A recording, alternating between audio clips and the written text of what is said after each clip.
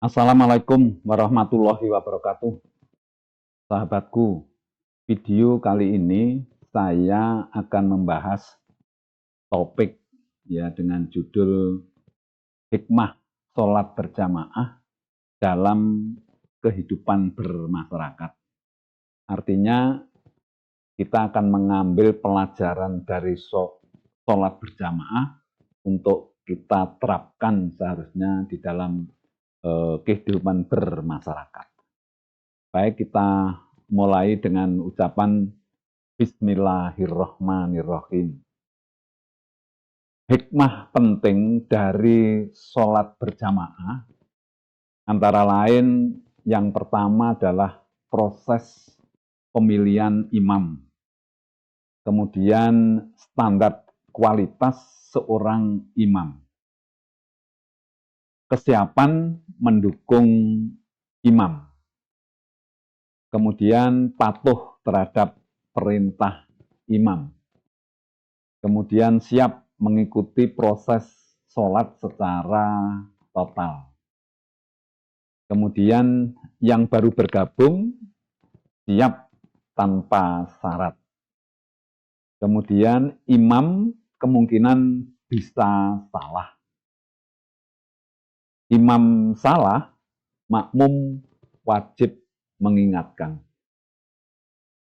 Kemudian mengingatkan imam itu dengan cara yang santun.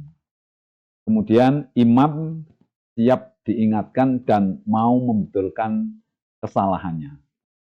Kemudian jika imam batal, mau sadar atau menyadari dan tentu siap untuk mundur. Jamaah di belakangnya segera menggantikannya dan tidak ribut. Kemudian yang terakhir tentu proses kegiatan sholat selesai dengan aman. Jadi ini tadi beberapa poin-poin yang merupakan hikmah di dalam sholat berjamaah yang seharusnya bisa kita terapkan di dalam kehidupan sehari-hari atau kehidupan bermasyarakat. Baik, kita kita bahas satu persatu. Yang pertama adalah proses pemilihan imam.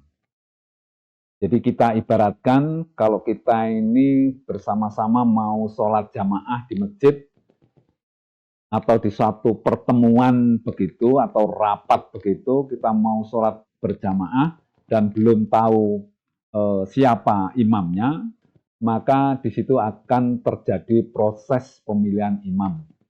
Ya, kecuali kalau sudah di masjid yang imamnya sudah tertentu, itu mungkin tidak perlu pemilihan. Tetapi kalau kita belum ada imamnya, nah bagaimana proses pemilihan imam pada saat sholat jamaah atau sholat berjamaah, tetapi imamnya belum ada. Nah, prosesnya kira-kira seperti ini.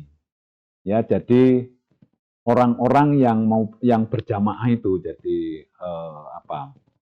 jamaah itu akan berusaha untuk saling mengukur kemampuan diri sendiri. Maksudnya, jadi sebetulnya apakah kita ini pantas menjadi imam lah. Masing-masing orang itu ada yang merasa pantas jadi imam karena dia ilmunya cukup dan kemudian sudah biasa mengimami di kampungnya atau di perumahannya begitu.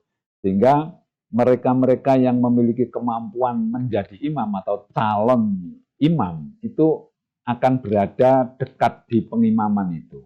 Nah, itu artinya kita saling mengukur. Terus kemudian ada 3 atau 4 orang yang berada di dekat pengimaman itu yang memang sebetulnya sudah siap menjadi imam, tetapi tidak begitu saja langsung menunjuk dirinya sendiri untuk jadi imam, tapi paling tidak melihat orang-orang yang berada di dekat pengimaman itu, di mukanya pengimaman itu, dia akan melihat, saling melihat kira-kira siapa yang pantas. Akhirnya, katakanlah ada 3 atau 4 orang yang pantas jadi imam.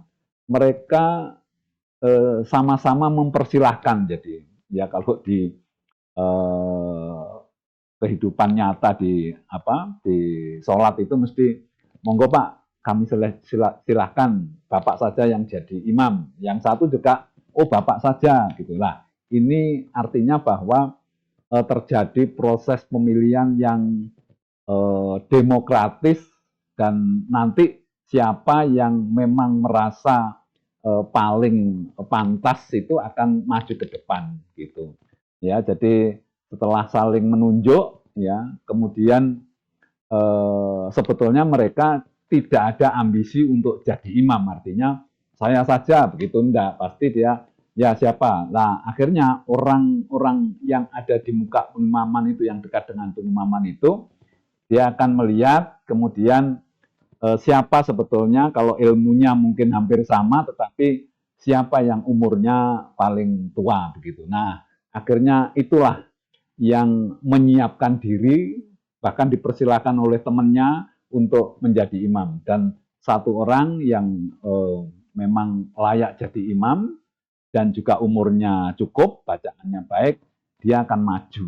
Nah, pada saat imam itu sudah ada yang siap menjadi imamnya, artinya sudah ada satu orang yang maju, ya. Yang tiga yang tidak jadi imam ini juga mendukung gitu ya, tidak saling menjatuhkan gitu ya. Jadi sangat setuju ada orang yang sudah siap menjadi imam ya. Setelah ada yang siap tadi, yang lain yang tidak jadi imam tadi legowo. Nah, ini yang penting bahwa di dalam pemilihan imam ternyata begitu ada yang sudah siap sanggup menjadi imam, maka orang-orang yang pantas jadi imam atau calon imam yang lain itu akan legowo gitu. Jadi tidak sakit hati, tidak tersinggung dan lain sebagainya. Nah, itu proses pemilihan imam seperti itu.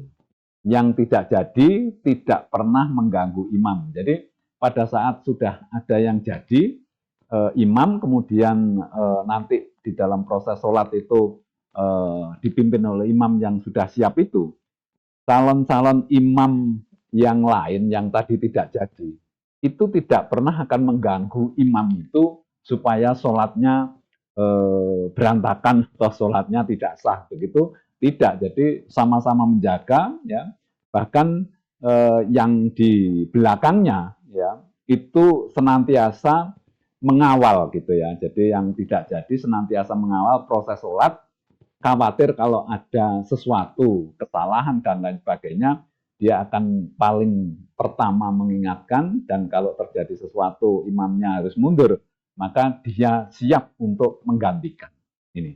Jadi proses pemilihan imam itu begitu demokratisnya, ya, demokratis gitu, karena pemilihannya juga aklamasi gitu, ya. Terus kemudian yang lain yang tidak jadi pun tidak masalah, semuanya legowo. Nah, itu yang perlu mendapatkan perhatian atau perlu kita tiru, bahwa pemilihan imam ini begitu demokratis ya. Kemudian pada saat sudah ada yang jadi, calon yang lain itu legowo, menerima dengan legowo dan tidak akan mengganggu.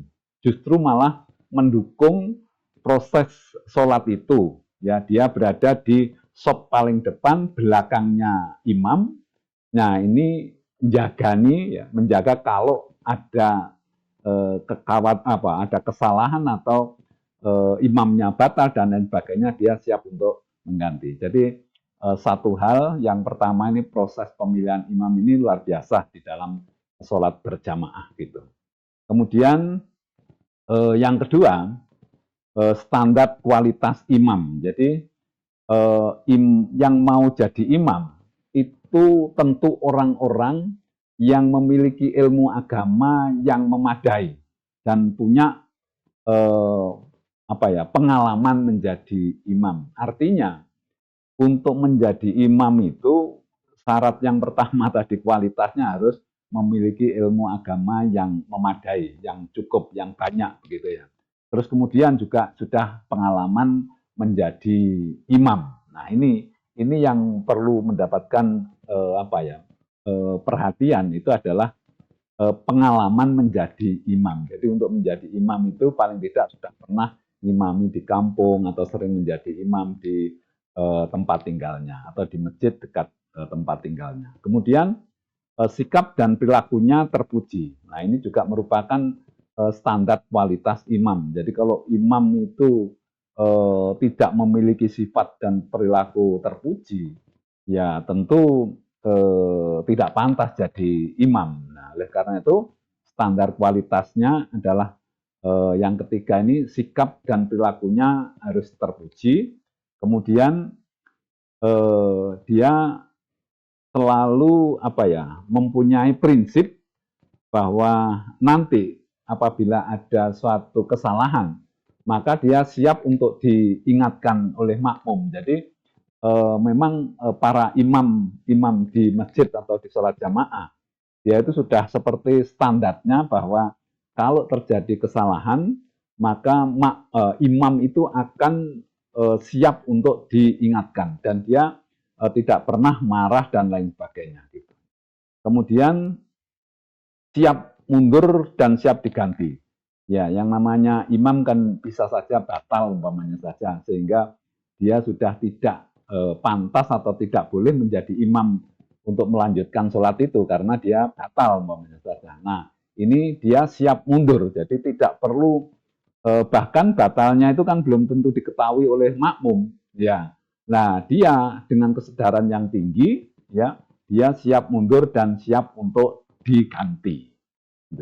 Kemudian yang terakhir, mempertimbangkan kondisi makmum. Jadi maksudnya imam itu pasti akan melihat dulu ke belakang sebelum sholat mulai, melihat makmumnya itu sudah siap, terus kondisinya itu bagaimana? Apakah banyak anak-anaknya atau banyak remajanya atau banyak orang tuanya, sehingga dia di dalam melaksanakan sholat ini menjadi imam ini dia sangat mempertimbangkan kondisi makmumnya. Jadi kalau makmumnya itu banyak yang tua, nah dia membacanya mungkin agak sedikit lebih cepat, suratnya tidak panjang-panjang dan lain sebagainya. Jadi intinya kualitas dari imam itu ada berapa ini? 6 ini. Jadi memiliki ilmu, pengalaman, sikap dan perilakunya terpuji, siap diingatkan, siap mundur dan siap diganti, dan mempertimbangkan kondisi makmum. Nah, ini harus diambil pelajarannya. Jadi di dalam kehidupan bermasyarakat seharusnya kalau yang namanya pemimpin itu juga memiliki ilmu kepemimpinan ya yang memadai. Kemudian paling tidak kalau nanti ini harus ada latihan menjadi pemimpin umpamanya saja. Kemudian yang penting ini juga memiliki sikap dan perilaku yang terpuji. Kemudian dia seharusnya siap untuk diingatkan, tidak perlu didemo, tidak perlu dengan kekerasan. Dia cukup kalau melakukan hal yang keliru, itu cukup diingatkan mungkin oleh pembantunya atau oleh masyarakat atau dan lain sebagainya, itu dia sudah bisa memahami bahwa ini ada sesuatu yang keliru dan itu kalau memang betul-betul keliru, dia harus juga mau diingatkan dan siap untuk merubah gitu. Kemudian kalau dia itu merasa gagal di dalam memimpin, seharusnya juga siap untuk mundur dan siap untuk diganti. Kemudian yang terakhir ini mempertimbangkan kondisi makmum. Artinya kalau kita ini jadi pemimpin di masyarakat harus mempertimbangkan bagaimana mengupayakan supaya kondisi masyarakat ini bisa baik. Jadi melakukan satu perubahan, melakukan satu tindakan itu tetap melihat, mempertimbangkan kondisi dari makmum itu. Ini dari sisi standar kualitas imam yang bisa diambil hikmahnya untuk kehidupan bermasyarakat. Kemudian siap mendukung imam. Ini maksudnya baik yang tidak jadi imam maupun makmum itu mendukung imam untuk memimpin sholat. Jadi begitu ada imam yang siap untuk memimpin sholat itu, maka seluruh jamaah itu baik yang tadi, calon imam yang tidak jadi tadi maupun seluruh makmum itu mendukung ya kegiatan imam itu sebagai pemimpin sholat itu. Kemudian eh, termasuk jika ada makmum yang berseberangan paham pun ikut mendukung dengan hati yang legowo dan tidak ada sedikit pun niat untuk menggagalkan dan mengganggu jalannya proses sholat itu. Nah, ini penting untuk kita pahami bahwa di dalam kegiatan sholat berjamaah, ya, itu baik calon yang tidak jadi imam maupun seluruh makmum itu mendukung terhadap kepemimpinan imam yang mau memimpin sholat itu. Kemudian kalau di dalam sholat jamaah itu makmumnya ada yang berseberangan paham dengan imam, itu dia pun tetap akan menerima kepemimpinan atau dipimpin oleh imam itu dengan legowo. Jadi katakanlah yang menjadi imam itu si A, kemudian si C ini sebetulnya di kehidupan bermasyarakat dia berlawanan paham gitu. Tapi begitu sholat jamaah, dia harus mau dipimpin oleh imam yang memang sudah siap itu. Jadi harus diterima dengan hati legowo.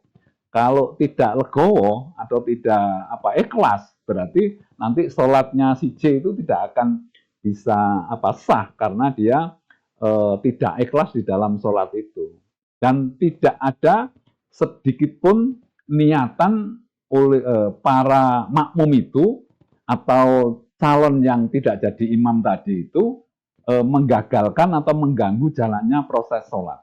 Nah, jadi ini maksudnya pelajaran yang luar biasa di dalam sholat berjamaah ini. Jadi begitu ada pemimpin yang sudah terpilih, ya imam yang sudah terpilih, itu semuanya akan mendukung. Bahkan musuhnya pun atau yang berlawanan paham pun akan mendukung. Jadi pasti dia akan mengikuti proses sholat berjamaah itu. Nah, di masyarakat itu seharusnya seperti itu. Jadi kalau memang sudah ada yang terpilih menjadi pemimpin, pemimpin yang tidak jadi dan seluruh masyarakat yang tadinya tidak memilih pun seharusnya begitu ada yang terpilih, semuanya akan mendukung gitu. Karena keputusan sudah atau pemilihan sudah terjadi dan semuanya harus mengikuti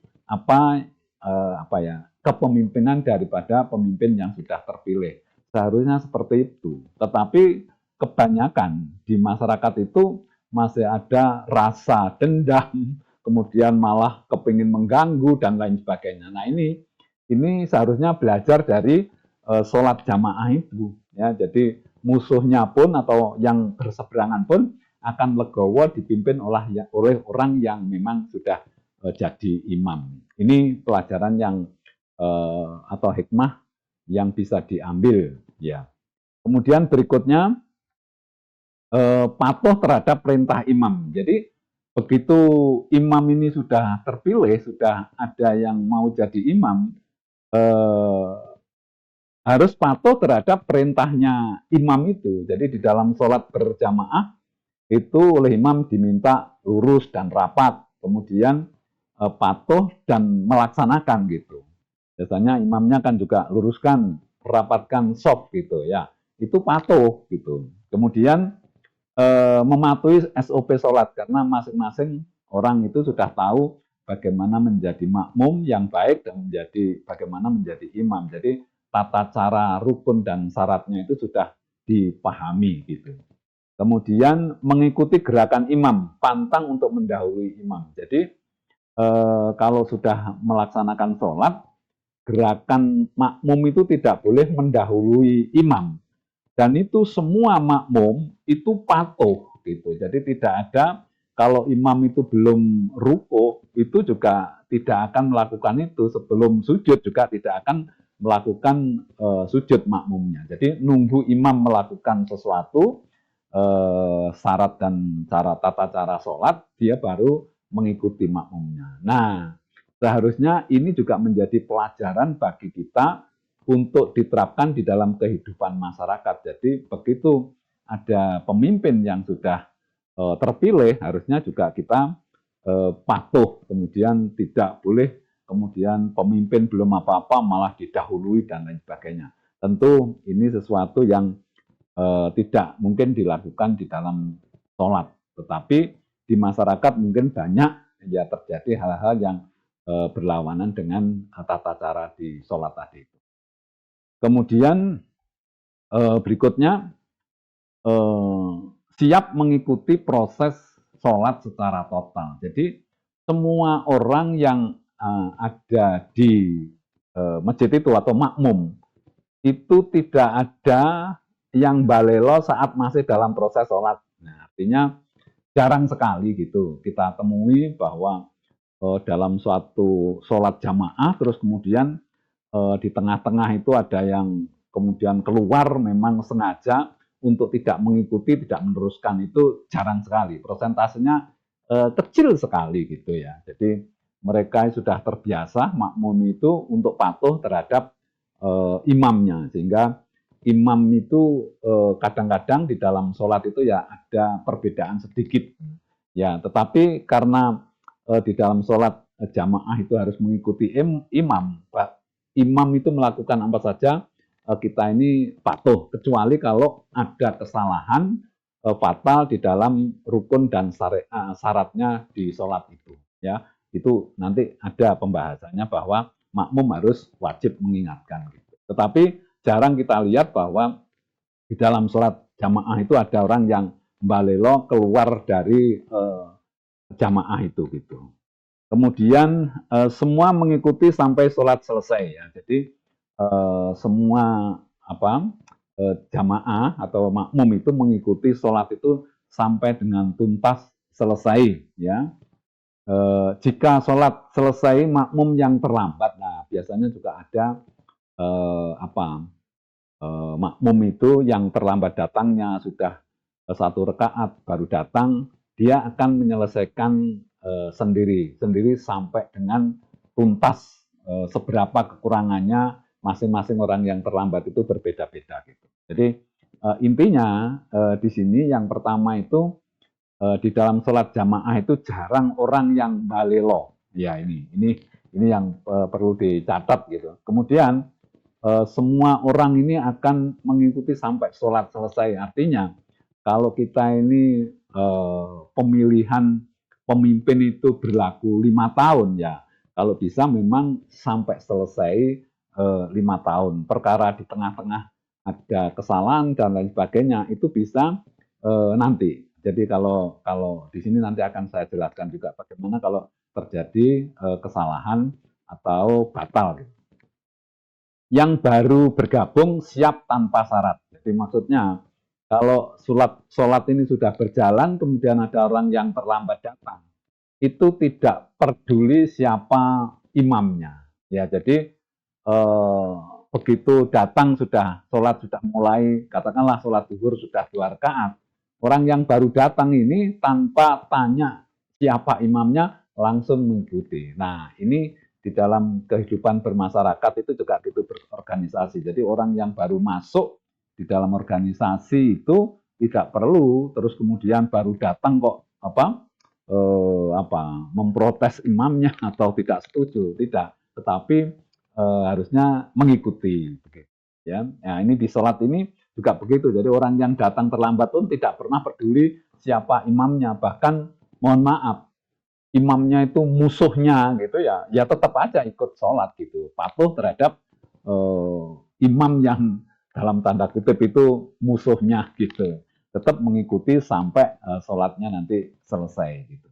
Kemudian ya ini, meskipun yang jadi imam adalah pesaingnya, tetap mengikuti sholat jamaah. Jadi makanya sholat itu harus ikhlas gitu. Jadi siapapun imamnya, termasuk kalau imamnya itu adalah pesaingnya, kita harus dilatih di dalam sholat itu harus ikhlas. Kalau enggak, soalnya juga enggak sah sholatnya gitu. Ini menjadi pelajaran yang perlu kita ambil pada saat kita hidup bermasyarakat. siap mengikuti sampai selesai dan menyelesaikan kekurangannya. Oke, tadi sudah diterangkan. Jadi kalau ada yang terlambat, kemudian baru bergabung, kemudian sholatnya sudah selesai secara umum, maka orang itu akan menyelesaikan kekurangan. Kemudian imam kemungkinan bisa salah. Ya, jadi ini. Jadi yang namanya imam, ya, itu karena juga manusia. Jadi semua makmum menyadari bahwa imam juga manusia. Jadi ada kemungkinan salah gitu. Jadi sangat mungkin melakukan kesalahan di dalam memimpin sholat itu.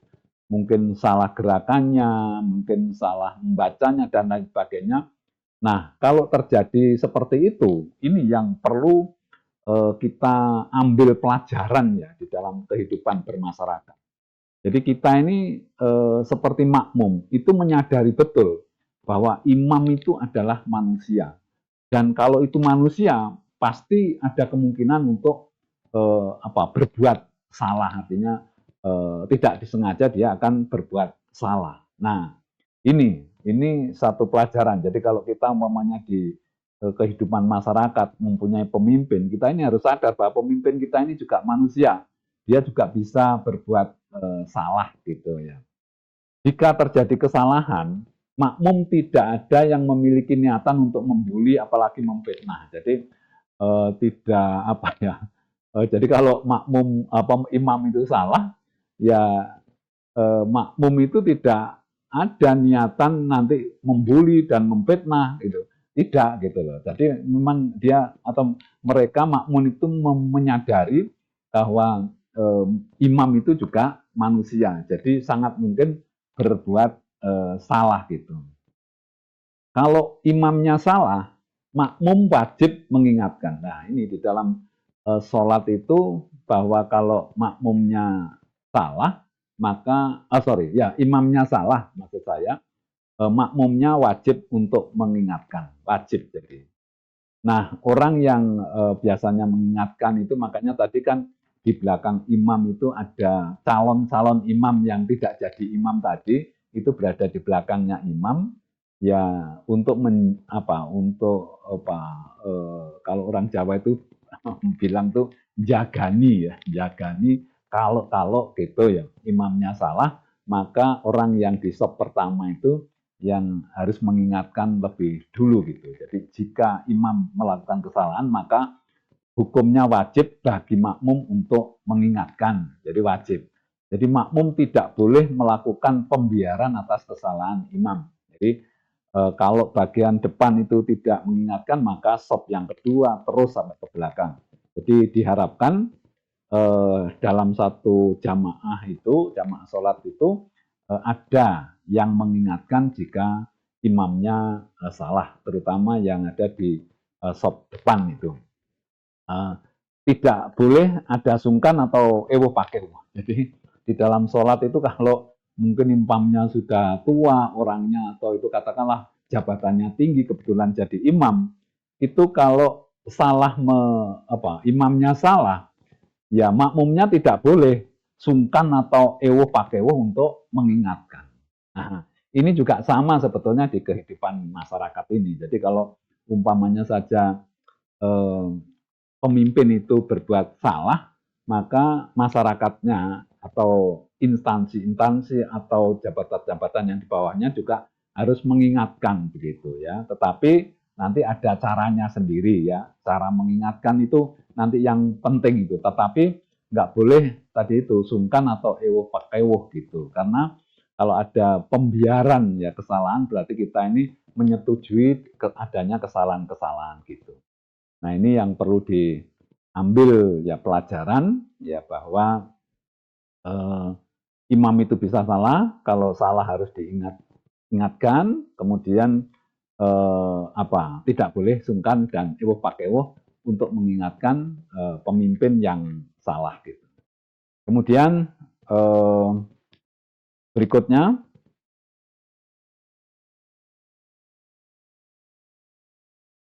mengingatkan imam dengan cara yang santun. Nah, ini yang penting kita ambil pelajaran gitu ya, bahwa di dalam sholat itu jika imam itu salah, maka makmumnya itu mengingatkan dengan cara yang santun. Ya, jadi ini tuntunan agama yang paling mulia. Jadi di dalam sholat itu kalau pemimpinnya salah, imamnya salah, maka makmumnya itu mengingatkan. Ya, mengingatkannya itu sama Allah sudah dikasih caranya. Ya, caranya apa? Dengan mengucap Subhanallah gitu ya. Jadi makmum itu wajib mengingatkan imam jika melakukan kesalahan, tetapi dengan cara yang sangat santun ya. Kalau di dalam sholat imam salah itu makmumnya mengingatkan dengan mengatakan Subhanallah. Coba luar biasa santunnya ini. Ini pelajaran tuntunan agama yang luar biasa di dalam kehidupan bermasyarakat juga bisa diambil pelajaran bahwa kalau kita mengingatkan pemimpin ternyata harus dengan cara yang santun. Nah, mungkin ada orang yang sekarang ini pemimpin tidak bisa diingatkan dengan cara santun, Pak, tidak bisa. Nah, itu sebetulnya kembali kepada standar menjadi imam tadi harusnya. Jadi seorang pemimpin harusnya harus belajar dari standar menjadi imam. Jadi imam itu syaratnya kalau salah diingatkan itu pasti harus mau gitu, ya. Dan makmum itu kalau mengingatkan, umpamanya saja ada surat yang keliru. Makmum itu bisa membenarkan gitu. Jadi yang salah tadi dibenarkan gitu. Nah, di masyarakat ya selain dengan cara yang santun itu tadi, itu harus juga ada ada solusi. Jadi bukan menyalahkan tok, tetapi juga ada solusinya. Yang benar itu seperti ini gitu. Nah, di sholat berjamaah itu sudah dikasih tuntunan kita ini bagaimana mengingatkan seorang pemimpin ya dengan cara yang santun ya.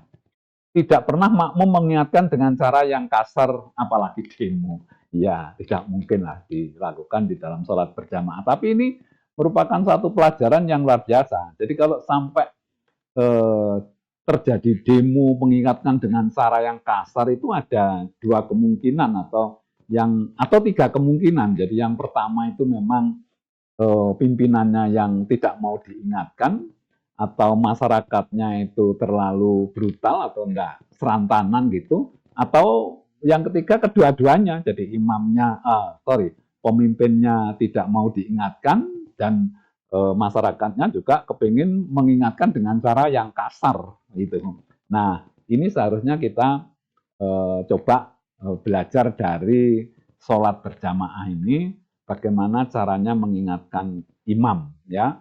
Nah, kita belajarnya lagi itu sebagai imam itu kalau diingatkan tidak pernah kita temui di dalam sholat berjamaah imam diingatkan kemudian tidak mau atau marah itu tidak ada.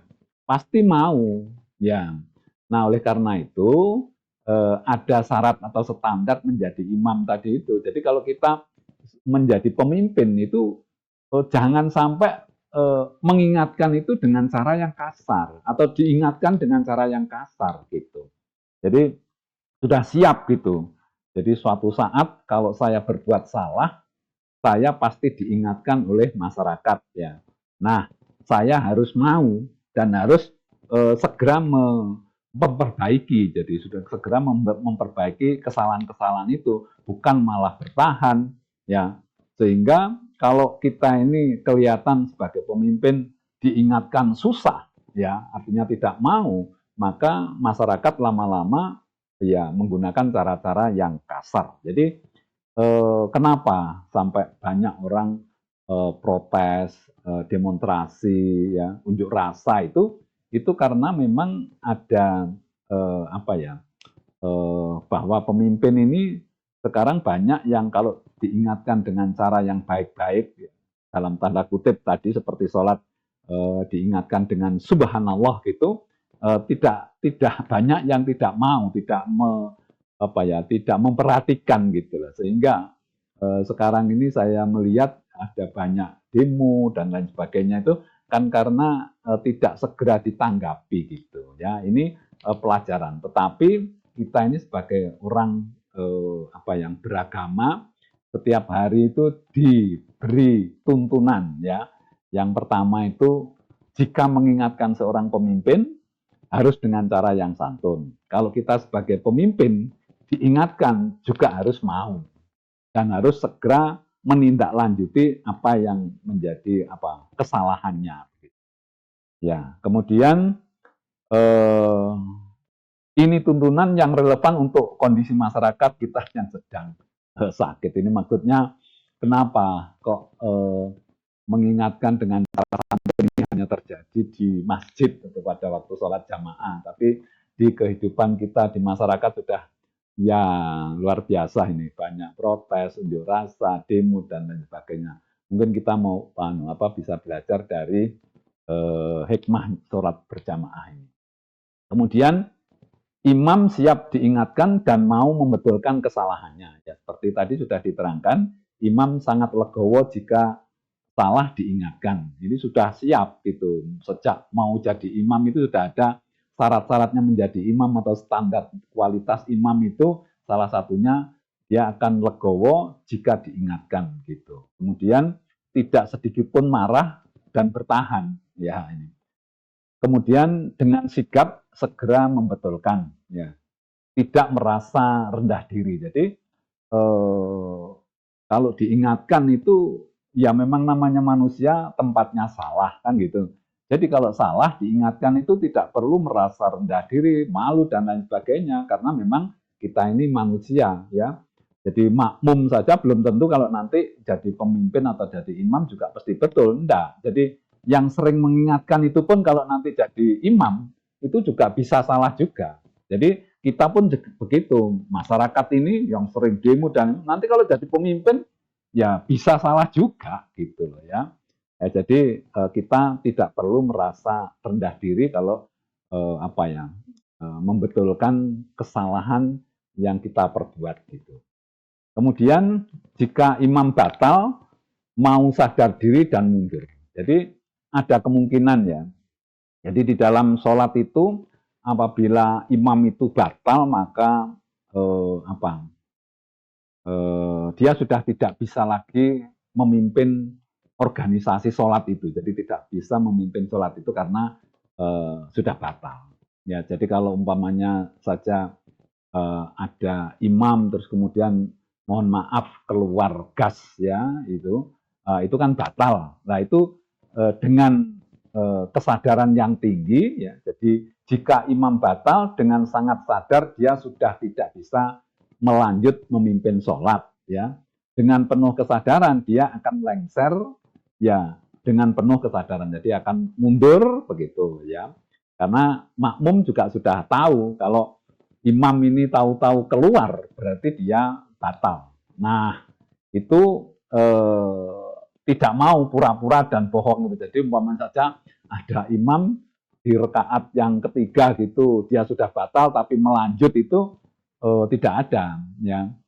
Pasti dia akan keluar dari pengimaman itu atau keluar menjadi imam, nanti akan diganti dengan orang yang ada di belakangnya. Nah ini. Jadi ini juga perlu diambil satu hikmah atau pelajaran bahwa kalau kita ini memang batal memimpin, tidak bisa memimpin, ya seharusnya mundur dengan sendirinya teratur gitu ya. Dan tidak usah terlalu berpura-pura bohong bahwa kita ini bisa memimpin kalau memang kita ini batal, ya tidak sukses dan batal untuk memimpin satu organisasi atau apa begitu ya.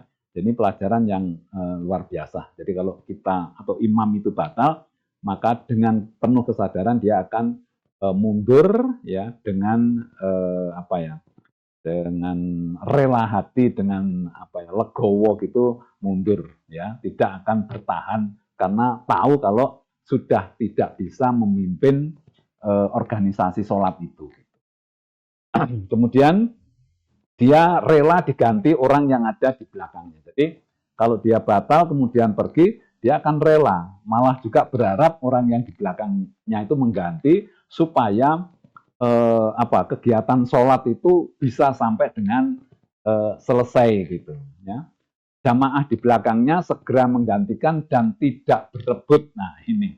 Jadi kalau umpamanya saja imamnya itu batal kemudian keluar, maka makmum yang ada di belakangnya itu sigap menggantikan posisi imam yang sudah keluar ya. Dan tidak pernah terjadi keributan, artinya royoan atau rebutan menjadi imam itu tidak. Asal ada satu yang sudah siap menggantikan, ya yang lain akan mendukung, akan legowo gitu. Kemudian makmum satu pun tidak ada yang protes. Jadi makmum di belakang itu kalau ada imamnya keluar, kemudian diganti orang yang di belakangnya, makmum yang di belakang tidak pernah tanya siapa yang ganti begitu. Itu tidak. Jadi siapapun yang ganti dia akan mengikuti gitu ya. Jadi di dalam sholat ini memang luar biasa. Jadi kalau kita bisa mengambil hikmah pelajaran dari sholat ini, kita ini bisa hidup ini bisa tidak terlalu carut marut gitu ya.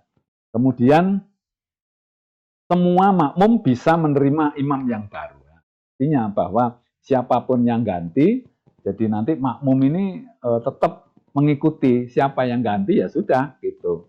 Tidak perlu protes dan lain sebagainya gitu. Ya. Kemudian semua makmum mengikuti sampai dengan selesai. Ya. Kemudian proses kegiatan sholat selesai dengan aman ya. Jadi setelah ada yang ganti tadi, ya akhirnya sholat bisa diselesaikan dengan aman. Imam dapat menyelesaikan tugas dan kewajibannya dengan baik. Kalau memang imam itu tidak batal ya sampai selesai. Imam yang satu tadi selesai sampai sampai sholat itu selesai maksudnya ya.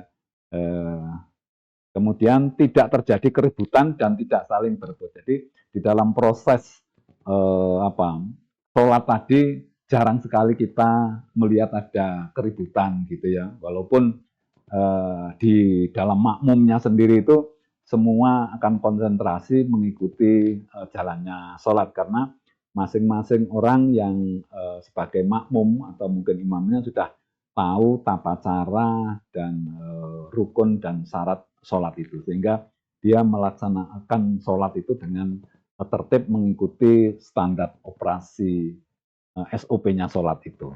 Ya, ini sekarang pertanyaannya ini, kenapa proses yang tertib ini hanya terjadi di dalam masjid gitu? Ini sebetulnya tuntunan yang seharusnya diterapkan di dalam kehidupan bermasyarakat dan bernegara. Jadi hikmah dan pelajaran di sholat ini kalau bisa kita terapkan di dalam kehidupan bermasyarakat dan bernegara, saya pikir ini kehidupan bermasyarakat ini lebih baik, lebih tertib gitu. Kemudian yang ketiga ini apa ini? Sejatinya banyak hikmah dalam sholat berjamaah yang dapat diterapkan di kehidupan kita. Nalar kita yang enggak nyampe ke sana karena terbelenggu oleh nafsu ya. Jadi sebetulnya kita ini sudah kalau orang Islam mayoritas Indonesia ini kan Islam, setiap hari itu 5 kali sholat itu kan pelajaran yang diulang-ulang. Tetapi mungkin kita ini tidak berpikir bahwa di dalam sholat berjamaah itu banyak pelajaran atau hikmah yang bisa diterapkan di dalam kehidupan bermasyarakat. Ya, jadi kadang-kadang kita ini kalau yang namanya sholat ya sholat saja, tapi tidak bisa mengambil hikmah di dalam kegiatan sholat itu. Ya, jadi ini satu hal yang memang yang harus kita renungkan ya bahwa di dalam sholat itu banyak pelajaran dan hikmah yang bisa ya diterapkan di dalam kehidupan bermasyarakat. Ya, kesimpulannya yang pertama, imam itu panutan ya. Nah, pemimpin itu teladan, ya. Sama saja gitu ya. Jadi harusnya seorang pemimpin itu ya mirip-mirip imam, bahkan sama dengan imam tadi, ada syaratnya, ada kualitasnya, ada komitmen-komitmen gitu. Kemudian makmum itu standarnya harus patuh sama imam, ya. Masyarakat harus patuh pada pemerintah gitu. Ya, tetapi kembali tadi pertanyaannya, bagaimana kualitas pemimpin, bagaimana persyaratan menjadi pemimpin itu? Ya, itu harus berhati luhur, harus mempunyai sikap perilaku yang baik dan memiliki komitmen-komitmen bahwa kalau salah itu mau diingatkan dan lain sebagainya. Itu yang perlu diambil hikmahnya. Jadi kalau kita ada pemimpin yang sulit diingatkan, kemudian perilakunya tidak baik, ya tentunya itu belum pantas menjadi pemimpin. Jadi pemimpin itu adalah teladan, ya, sehingga sikap dan perilakunya harus bagus, harus baik. Gitu. Kemudian yang ketiga, imam itu harus mampu, ya, harus mampu. Pemimpin harus kredibel, tidak asal-asalan. Jadi imam itu harus mampu, maksudnya mampu menjadi imam. Gitu. Nah, pemimpin juga begitu, harus kredibel, ya tidak asal-asalan gitu. Jadi belajar dari imam itu, semua makmumnya manut, sholat itu bisa berjalan sampai dengan selesai dengan aman itu karena kita mengikuti SOP-nya. Nah, di dalam kehidupan masyarakat juga harusnya seperti itu gitu. Pemimpin bisa salah, kalau salah harus mau diingatkan gitu. Ini yang perlu diambil pelajaran gitu. Yang terakhir, bagaimana mengingatkan pemimpin? Ya tentu dengan cara yang santun karena agama kita. Bahkan Allah memerintahkan ya Nabi Musa itu untuk mengingatkan seorang Fir'aun itu dengan cara yang santun.